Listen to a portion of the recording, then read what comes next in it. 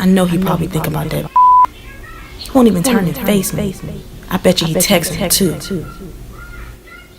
I gotta get some more different color do-rags, man. This one kinda dirty. I seen a yellow one I wanted the other day. Now, this is gonna hurt a lot of people's feelings, provide a sigh of relief for others, and for some people, it'll have you looking at your spouse like, what the f?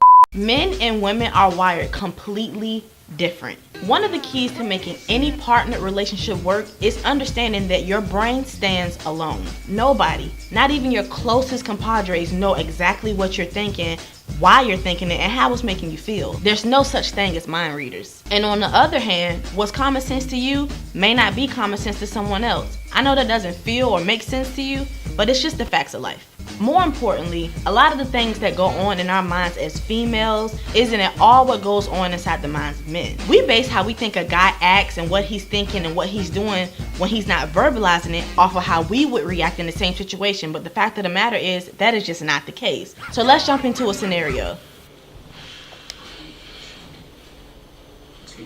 I wonder why he not showing me no attention. When my hair was long, he was all over me. Now that my hair is shorter, he's not showing me any attention.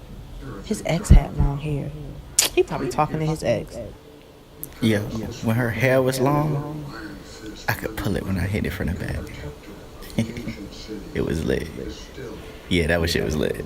Now, normally after a thought like this, us females, we're going ballistic. We snapping off, literally losing our minds trying to validate the assumption that we just thought up in our heads. When in all actuality, all we really should have done was say, hey babe, why do you like long hair? In order to relieve ourselves of these burdensome thoughts, we have to relieve ourselves of the notion that just because we would act in a certain sequence based off a situation, that someone else will too, especially with your spouses, significant others, and life partners. So how do we begin to relieve ourselves of these assumptions and thoughts that are negative and 9 times out of 10 not even true? Is realize that 1, the majority of our assumptions and thoughts and negative feelings come from a place of a void, insecurities, or something that someone in our past has done to us to make us feel like this may be something that anybody could do to us. And 2, come to the realization that we're all thinking things that someone will probably misinterpret the wrong way and assume wrongly.